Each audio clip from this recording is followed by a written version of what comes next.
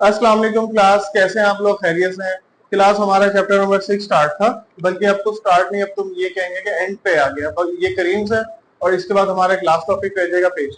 अच्छा क्लास, करीम्स में हमने डिस्कस किया था कल डेफिनेशन को। ये सेमी सॉलिड की टाइप है, ठीक है। इसमें हमारे पास जो है आज करीम्स की कुछ कैरेक्टरिस्टिक्स है। सबसे पहले तो है करीम की टाइप्स।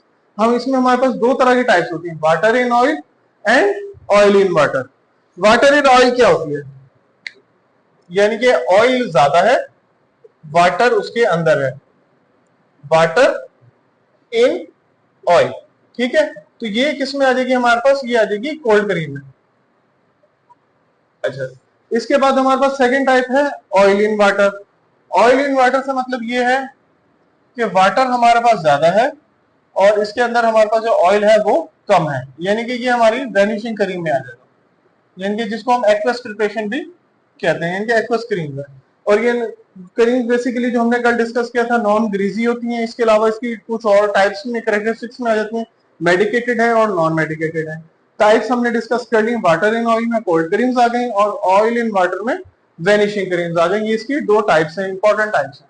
अच्छा, इसके अलावा करीम की प्रिजर्वेशन, आपको पता है कोई भी करीम है उसके अंदर एक्वस क्वांटिटी ज्यादा है, यानी कि वाटर की क्वांटिटी ज्यादा है। जहां वाटर की क्वांटिटी ज्यादा होती है वहां बैक्टीरियल ग्रोथ की क्वांटिटी भी इंक्रीज हो जाती है, यानी कि बैक्टीरिया को एक किस्म का ज्यादा मिल जाता है कि वो अपनी ग्रोथ को बढ़ा सके। जैसे हम एक जगह पानी गिरता है तो हम देखते हैं ग्रीन कलर की फंगस ही फैलने स्टार्ट हो जाती है। इसी तरह हमारे पास जो वाटर है, एक्वस प्रिपरेशन है, करीम जितनी भी है हमारे पास, ये सारी किस में आ जाती है? एक्वस करीम्स आ जाती है, एक्वस प्रिपरेशन में आ जाती है, इनके वाटर की क्वांटिटी इनमें ज्यादा होती है। तो इनके इसलिए इनके अंदर जो टेंडेंसी है, उनके अंदर जो इसकी ताकत है वो भी ज्यादा है, बैक्टीरियल की और मोल्ड ग्रोथ की। सो इसके लिए हमें क्या जरूरत है? Preservative is necessary. हमने दो तरह के प्रिजर्वेटिव पढ़े थे, बहुत इंपॉर्टेंट और बहुत इकोनॉमिकल है, methyl paraben and propyl paraben. वो हमारे इसमें यूज हो सकते हैं करीम को प्रिजर्वेशन के लिए, ताकि हमारी जो करीम है उसके अंदर ये माइक्रोबियल ग्रोथ की टेंडेंसी जो है ये खत्म हो सके। अच्छा, लास्ट हमारे पास कोई भी मेडिसिन होती है, कोई भी आपकी फॉर्मुलेशन है, उसकी पैकेजिंग, उसकी स्टोरेज बहुत इंपॉर्टेंट चीज है। इसलिए जो करीम्स वगैरह इनको भी हम टाइट कंटेनर्स में पैक करते हैं, ठीक है, वेल क्लोज कंटेनर में पैक करते हैं, ताकि हमारी इवेपोरेशन या कंटेमिनेशन से हम उसको प्रिवेंट कर सकें, बचा सकें। इसके अलावा हमारे पास वही बात आ गई, place in cool and dry place.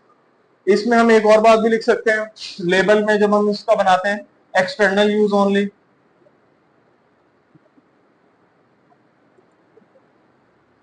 अच्छा, इसके अलावा ये क्या कह रहा है?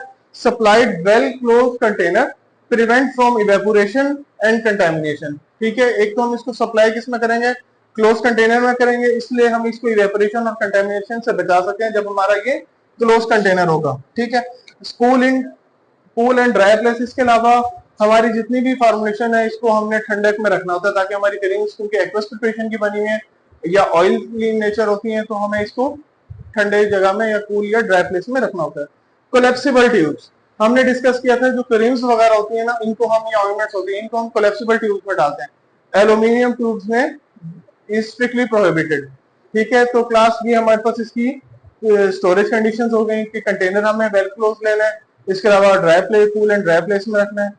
तो क्लास में उम्मीद है आप लोगों को ये समझ आ गया होगा। इसके साथ हमारा जो करीम्स का टॉपिक है वो खत्म होता है। Thank you so much class.